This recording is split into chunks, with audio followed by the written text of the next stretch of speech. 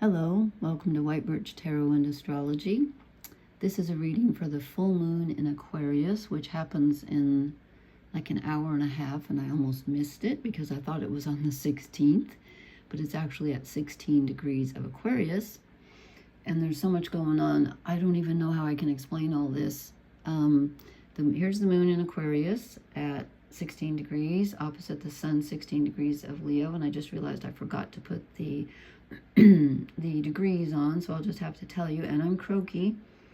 My life is sheer you know what right now. Anyway, I won't go into that, but I haven't had more than 3 hours sleep for 2 weeks, but that's okay. I will try. So here's the moon in Aquarius, which brings out, the moon is our feelings, our kind of the subconscious, but it's mostly feelings, how you like to be nurtured, how you nurture others. Sorry, I'm moving this around. And when it's in Aquarius, kind of your quirky nature comes out, because Aquarius is very eccentric, unconventional. You might feel a bit rebellious. And the sun in Leo is where you want to express yourself. It's also the inner child. It's also your heart's desire, because it rules the heart, and loyalty. So you could be accepting parts of yourself right now that are a little bit unconventional, and maybe even kind of, I don't want to say defining yourself by that, but want to express it. There's a great need for self-expression here, and to be understood and loved, frankly. And there's what we call a kite formation, which you can probably see here. So we have a mini grand trine here between Pluto in Aquarius, Uranus in Gemini, and Saturn, Neptune, who are kind of the stars of the show, frankly. Retrograde at the very beginning of Aries, getting ready to go back into Pisces. And they are opposite Mars, who is at the one of the points of this grand trine between Mars, who just moved into Libra at 1 degree, Uranus, which is at 1 degree of Gemini, and Pluto, which is at 2 degrees of Aquarius. Let me get, there we go. Oh, look, the paper's clear over here. I'm a little spatially challenged. So we have these three in air signs, okay? So we have sudden insights, and again, Uranus rules Aquarius, so Uranus also rules eccentricity and unconventional behavior. In Gemini, it's about thinking, it's about choices. We could be making some sudden choices, sudden things can happen, sudden ideas that might be a little off the beaten path. In conversation with Pluto, death, transformation, and rebirth, the god of the underworld, also in Aquarius, which is again a very communicative but unconventional sign. So strange things can be, I'll bet you're having strange dreams. I am having very strange dreams. In conversation with Mars, who rules our physical bodies, our desires, and our actions, like where we want to put our energy.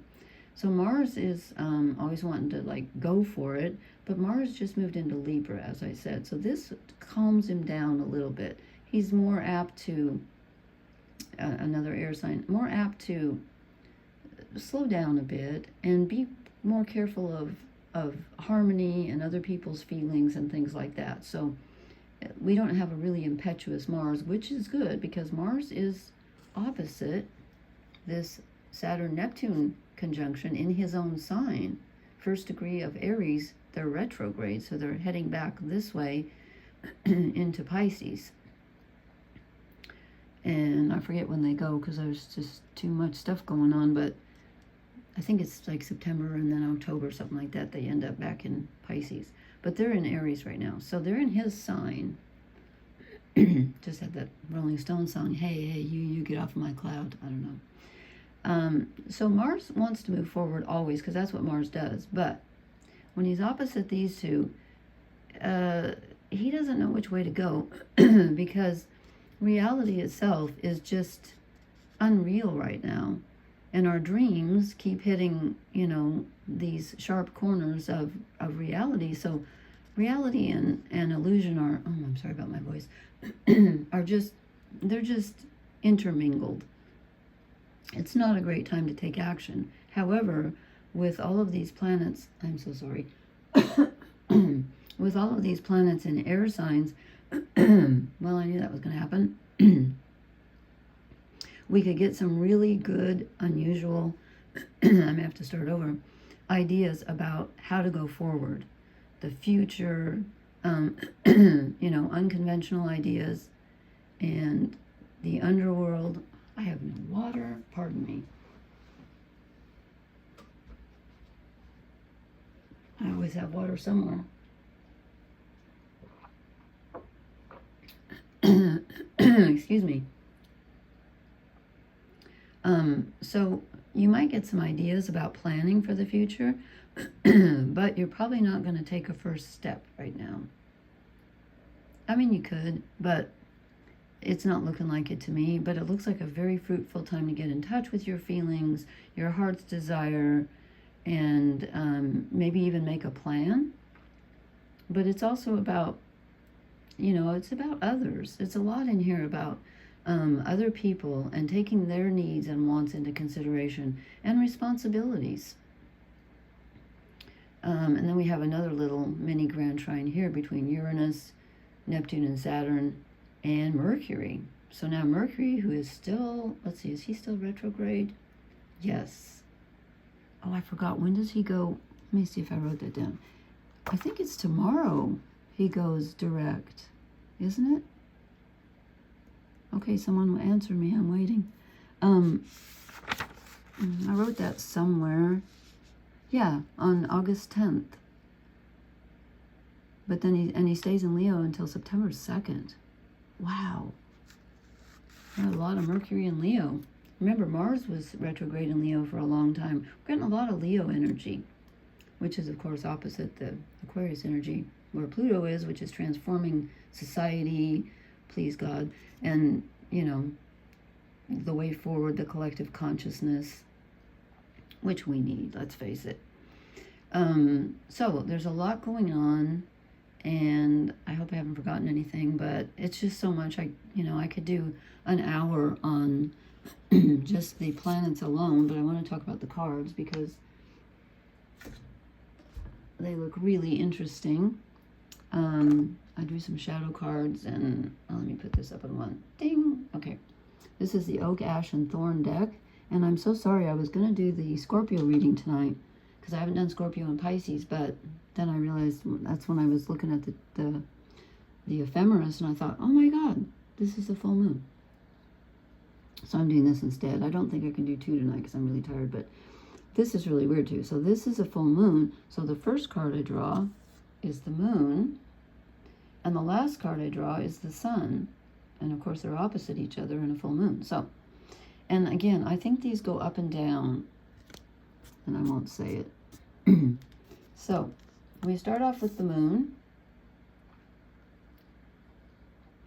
Oh, this is number 18. I never noticed that before. I used to do numerology, and I don't know where I learned it because it's different from everything I've ever seen, but it made sense to me.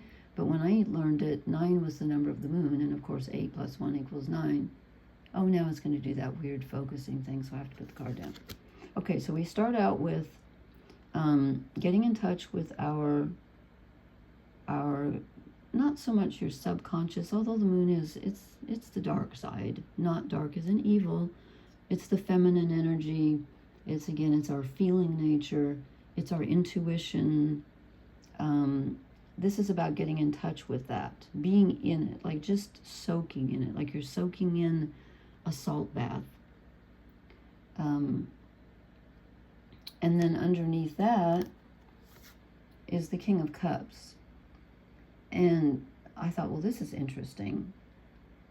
I feel like this is kind of Neptunian in a way. But anyway, so I think what this is telling us is that this is a very fruitful time because the King of Cups is in control of his emotions. Cups are emotions, and the moon is emotional.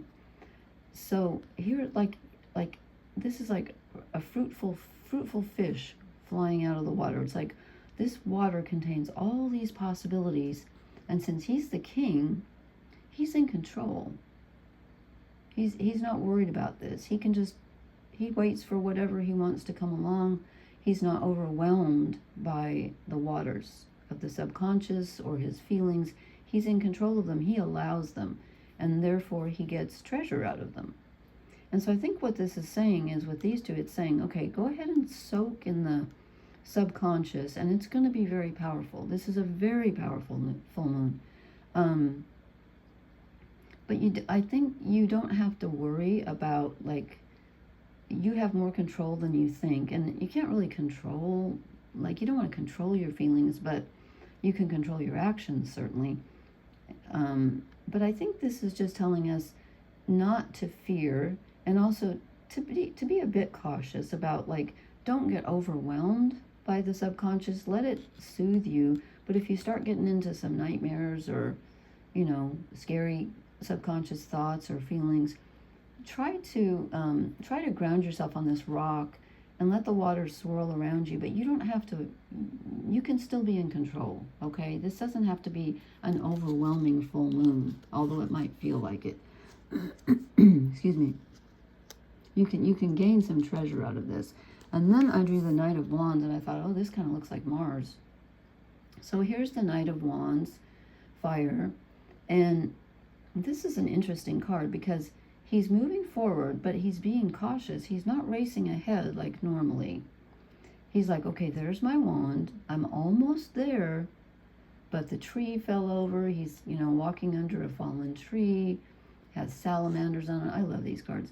And I don't know if he's afraid of that bee, of getting stung, or if the bee is, it almost looks like it's lighting up. But anyway, he's being very cautious, and I think this is telling us, you know, again, this is not the time, with Mars opposite Saturn conjunct Neptune, this is not the time to make any sudden movements. You might get sudden revelations. I expected the Tower, honestly, but it didn't come out, which is fine with me. It's time to, you know, to move ahead slowly. Your wand is there in front of you. And, you know, with the Sun in Leo, you might get in touch with your heart's desire, hopefully. But it's not something that you're going to, like, reap the rewards of right now. It's just, he's on a journey, okay? The end is in sight, but we're not quite there yet. And I know I feel like I keep saying that. But then below him is the King of Pentacles, reminding us, like, to me, it's almost like these are the challenges, and these are the foundation that we have. So here's the King of Pentacles to remind us that whatever it is that we desire with this full moon, you know, with the Sun in Leo and Aquarius being possibilities, and it's very real, and we can have it. In fact, in a way, we already do. We don't have it in our hand exactly, but it's right there in front of us. But we need to be patient. We need to have self-confidence. We need to be Saturnian and just kind of, you know, wait for things to fall into place, and the structure will appear when it's ready. It's not quite built yet, but we've got it. It's not in our hands yet, though. But he's reminding us to be stable and calm and steadfast and wise. I don't know where that came from. And then this card I wasn't quite sure of. I was like, okay, I don't know about this one. The Page of Cups. So we have a lot of cups. We have the King of Cups and the Page of Cups. And I think this is, to me, this is like, okay, so the King of Cups has all this water and fish around him and everything. The Page of Cups has chosen one. Okay, you can't, it feels like a tsunami of feelings, but there's one special thing, one special feeling that takes precedence over all the others, that needs to be nurtured. He's chosen it. I don't know why it makes me feel like crying. I don't know. There's one special thing that you will know, that your heart is going to say to you, with the Sun in Leo, is going to say, it's this. This is where your loyalty lies. This is what your heart truly wants. And below that is the Sun, which is, of course, opposite the Moon. So this is the Sun. This is clarification. It's clarity. This is what you want. This is it. The Sun shines the light on who you are, what you want. You know, it's this tender, you know, thing that you've chosen above all the others.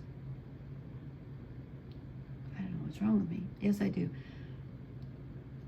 This full moon is only 3 degrees from my Mercury, so that's why I forgot. It's not my fault I'm goofy, I swear to God. But this is clarification. You will know. This full moon is going to help you clarify what you really want, what your treasure is, where your heart lies, and maybe even where to move next. And again, I don't think we're going to be moving right now, but just to have that clarity would be great. And actually, I put this card back because I don't like it. And it's an extra card they threw in the deck. Possibilities. But you know what? This actually fits this time right now, because I think we do have a lot of possibilities. I don't know why I put it back. It just kind of bugs me because it's not really a tarot card. I know. But hey, I just thought I'd show it because it did come out. Okay, then I said, what are we not seeing? And so we have 2 kings here and a knight. Here comes another knight. And I will point out that Leo and Aquarius are both masculine signs. And Neptune and Saturn are in masculine. Mars is in masculine. Venus and Jupiter are in feminine. But, and Mercury, wait. Mercury's in, where's Mercury? I keep losing Mercury. Why? I can't keep track of Mercury. There he is. Oh, he's in Leo. Why do I keep forgetting that? That's masculine also. So we don't have a lot of feminine energy right now. There's a lot of masculine energy going around. The air signs are all masculine. Is that true? Yes. And that's where that grand trine is. So we've got the Knight of Pentacles. So what are we not seeing? We're not seeing which way to go. He's moving forward, and I love that he's the Knight of Pentacles, but his hair is blowing behind him. And yet the horse's mane is not. It's almost like the Saturn-Neptune conjunction. Are we moving or are we standing still? It's like water in a spinning cup, you know? I hate that shadow on my... I'm going to have to... I can't move the table. Anyway, I think it's telling us that, you know, it's like, you know that expression, all dressed up and no place to go? It's like he's moving forward, but he has no idea where he's going. And we don't either. Not yet. Not yet. We will, though. I think this full moon's going to help us. And this is another thing we're not seeing. Like, he kind of looks like a beggar, or, you know, he's sitting out on the street. Kind of reminds me of someone, you know, maybe who doesn't have a home or whatever. And he's got gold coins all over, and he's not seeing it. We might be focusing on our lack rather than, you know, look inside your heart, look inside your emotions. You've got more than you think. He's not seeing the stability, but it's there. And then I get another king, the King of Swords comes in. I thought there'd be more sword energy because of all the air, because the moon's in Aquarius, and let's see, Uranus and Gemini, and Pluto and Aquarius making that, you know, and Mars and Libra making that big grand, the kite formation. So here's the King of Swords. We're not seeing, we don't feel in control of our thoughts right now, and frankly, we probably aren't. But I don't think we're supposed to be. So maybe that's another thing that we're not seeing, is that we're not supposed to be. This in a way is a full moon about thinking, because the moon's in Aquarius, which is an air sign. But it's very, the moon's always emotional. So I think it's just kind of feeling overwhelmed mentally, like, you know, the kings are in control, and we feel like we aren't, but maybe we are more than, I'm not sure about this card, to be honest with you. When it came out, it kind of didn't feel right, and I pulled another one. And if you watch me, you know this happens to me all the time. I almost always get a shadow card that is also in the reading. So we have the King of Cups twice. There he is there, under the moon. And they've put a woman here. I believe she's a woman. Not that it matters, but this is the King of Cups. So this person does not see that he or she, that they are in control. They feel kind of stagnant emotionally. They don't see the riches. They don't see the fish leaping out of the water like this King of Cups does. But we do have that. We do have that. And I think I said for the last card, I think I said, what's holding us back or something. Oh, great. Now I can't remember the question. I asked a different question of this one. The other ones were, what are we not seeing? I think this one I said, what's holding us back? We might be being too tight-reined on our emotions. Aquarius likes to be in control because it's co-ruled by Saturn and Uranus, and Saturn is control. It's structure, discipline, responsibility. So I think maybe we're being overly frightened even, I want to say, of our emotions, like, you know, oh, I don't know about this. But it's okay. They're not going to hurt us. They're not going to hurt us. Okay, let me pull one. I should have gotten my cards ready. I don't want an oracle card. I want a fairy card for tonight, but where are they? Okay, I've lost my fairy cards. Hang on one second. Here you are. Okay. I hope this doesn't further confuse things. I feel like the reading's pretty clear. I mean, as clear as it can be at this time. It's a strange time. Okay, I think it's this one. Oh no. Shoot. Really? Okay, the remembrance. Well, we do have, now I've covered everything up with my piles of cards here, because do you think I can be bothered to box them up? No. They're all willy-nilly. Because we do have Venus and Jupiter in Cancer, which is very, very nostalgic energy. Relationships, thinking about old relationships, feeling like super emotional. So I guess I'm not totally surprised at this. The remembrance. Let me see what the book says about. I need a bookcase too here. I only have 5 in the house, so I need 6 apparently. Okay, keywords. Lessons learned. Yeah. Important memories. Heart connection. There we go. There's the Leo, Sun in Leo. Okay, when you move from one state or one thing to another, what is important to remember? Lessons learned and things achieved are important to remember. Be aware of what you need to bring with you as you move forward. That doesn't sound like the heart to me. I'm going to pull one more. I think it is more emotional than that description, frankly. I know I'm going long here, but I'll just pull one more quickly. One more fairy card. Anything else? This is a really important full moon. Woo! Oh dear. No, that's 3. I can't take 3. I dropped these last time I had them out, and now half of them are upside down, but I don't do reversals with fairy cards because fairies are already quirky enough. We don't need to put them upside down. Oh, 2 came out. I don't want 2. I'll show them, but I'm not sure. The leaving. I don't think we're leaving.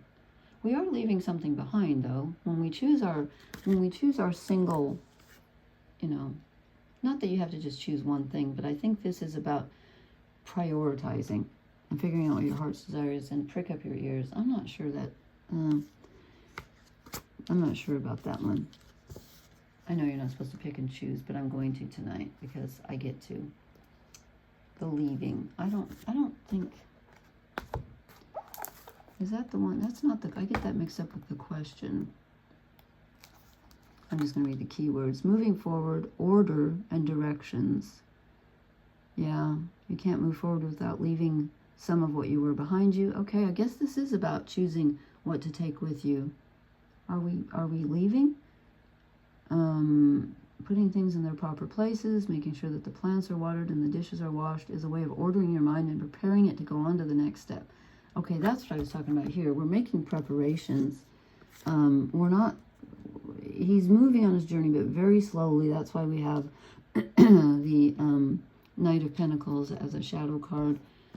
It's not time to take this step, but it's definitely time to plan and prepare. okay? And get in touch with what it is that you want to achieve and where you want to go, what you want to do next, okay? I hope that makes sense. Please leave me a comment and let me know how this energy is treating you. I'd love to know, because it's sure been strange for me. It's very challenging. And please hit the like, share, and subscribe buttons. And thank you so much for watching. I'll talk to you later. Blessings. Good night.